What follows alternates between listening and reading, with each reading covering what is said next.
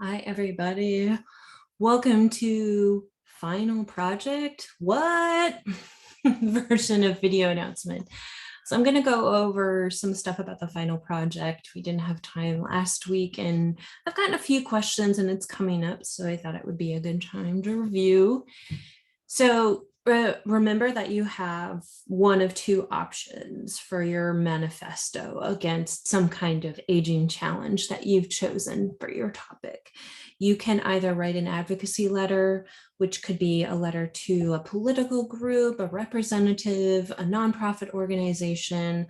You can also do more of an op-ed if you choose a audience that is more public, or would be like a blog post or something like that for a public audience to see. That is one option. Your second option is to do a short presentation, a pachachkaja, which is about 7 minutes long, because the pachachkaja was made by architects, actually, who are really tired of watching super boring presentations with like barely any pictures and tons of words and falling asleep at all of them. So they co-opted the word cha-cha-cha, and in Japanese, I think it means, oh, I forget what it means. Oh, chit chat in Japanese. So this is a pachachcha.com website that is linked in your final project module. But essentially, it's 20 slides with just a visual, no words, no bullet points, but you provide 20 seconds worth of script for each of these pictures. So you don't have to have 20 different subtopics, right? But you will need to, maybe you have two or three slides on a topic, and you have 2 or 3 different visuals, then visual slides for that, and then a total of 60 seconds to talk about that. So I'm going to go over these options so that you have a little bit more info. For the advocacy letter, you have some help. So I've given you a link to the advocacy guide webpage from APA, which talks about why advocacy is important and why things like writing letters to people or taking action is part of who we are as psychologists. You're going to, describe the factors that relate to your problem, distinguish between, right, the real issue and what the stereotypes or the ageist myths have overlaid to say. You're going to use accurate and reliable sources of information, and this also goes for your pachachkachas as well. You will convey somehow in writing or in presentation a critique of what is currently happening and demonstrate an engagement and a practical application, because you're not writing to a scientific audience, you're writing to the public, right? Or you're presenting to the public to say, this is an issue and I need to speak in layman's talk. I remember I went to a SciComm or science communication presentation, and they said, how would you say this to a second or third grader, right? So make it very clear. You don't have to, use second to third grade language necessarily, but it needs to be clear to an audience of all types of education levels and all types of interest and information about your topic, right? So you're gonna have to lay some groundwork.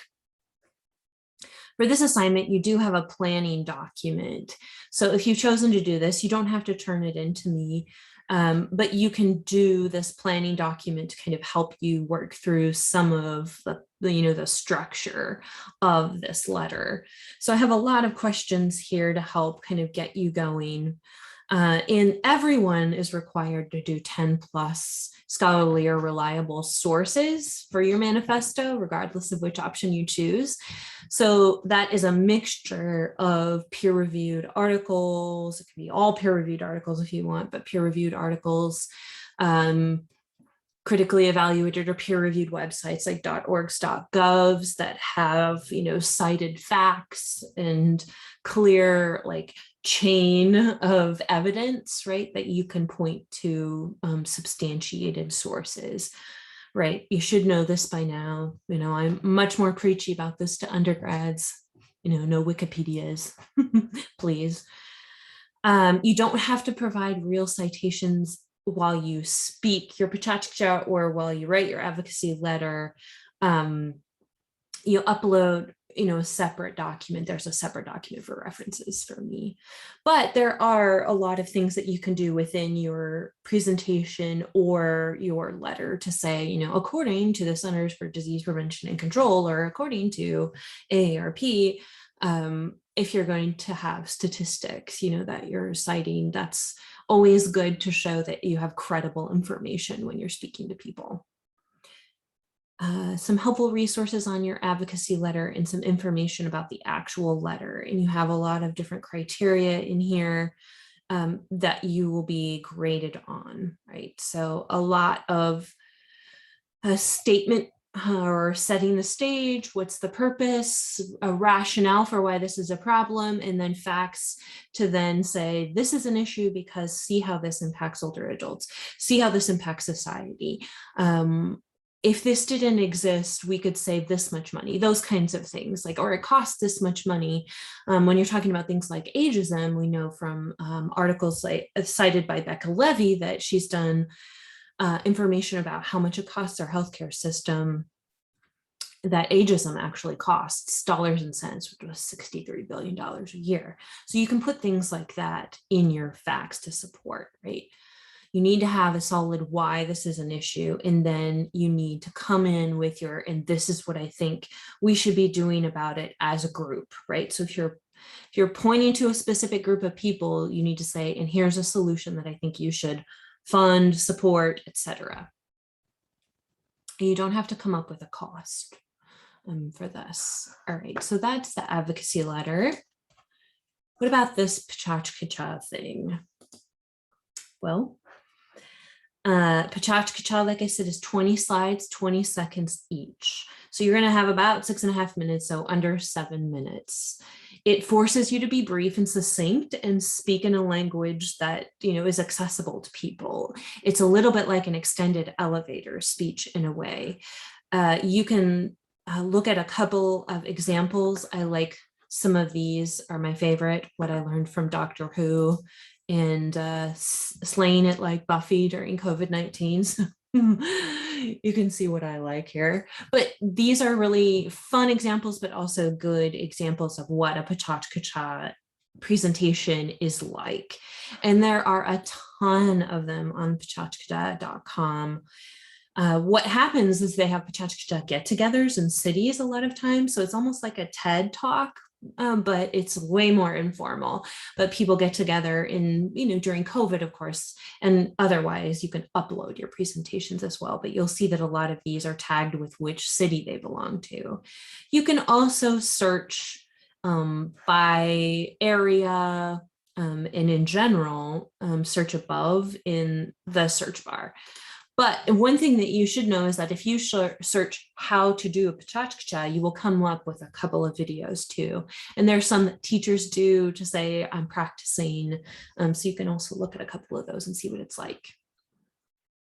Because I know that a lot of you are wondering, how in the world am I going to make this Pachachka happen? And I have had a couple of questions of, is this a presentation I'm giving or am I uploading? How is this happening? So what you're going to do is basically create kind of a lecture-like idea. You create a set of 20 PowerPoint slides. 21 and 22 are your image references and your scholarly references, just links.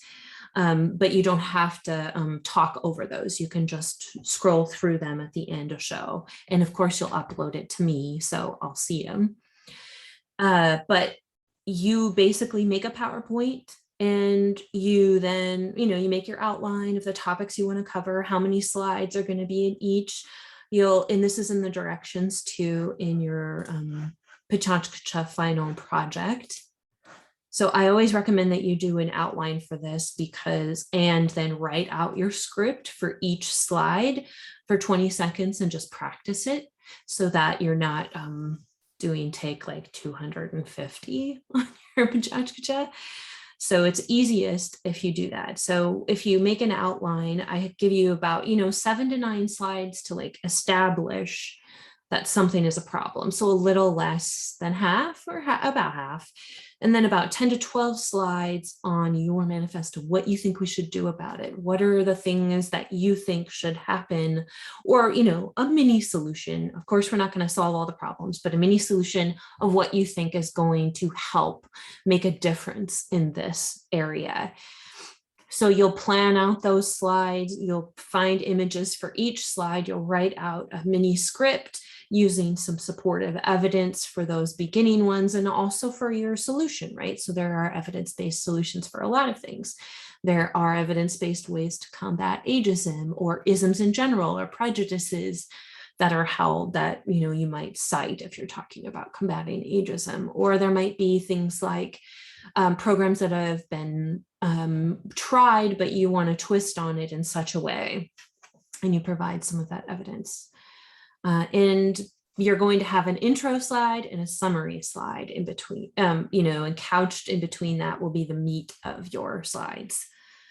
So then you'll make that PowerPoint, and you have a couple of options here. I honestly recommend you do it like I do it. Just do it in Zoom and make your PowerPoint either into a PDF or find a way to do it in presentation mode and just record yourself talking over it. You can hide your video and you can, sort of read through a practice script for each slide. Or in PowerPoint, both I think in the Mac version and in the Windows version, there's a way to record audio onto each slide, and you can do it like that. And the positive, I think, of that, of course, you can always pause your recording in Zoom if you want to take a moment and reorganize. But if you're recording onto each slide in PowerPoint, you really just have to record 20 seconds at a time. So it's not one long running script.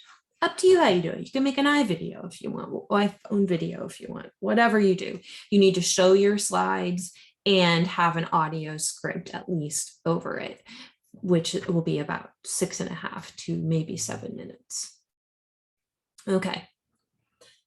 I hope that answers some of your guys' questions about what the final project might be like. So you'll be writing in that advocacy letter or making that Pachachkacha presentation, uploading them for me, no live presentations or readings. We might talk about them in our final class next week, but otherwise they're just for my eyes.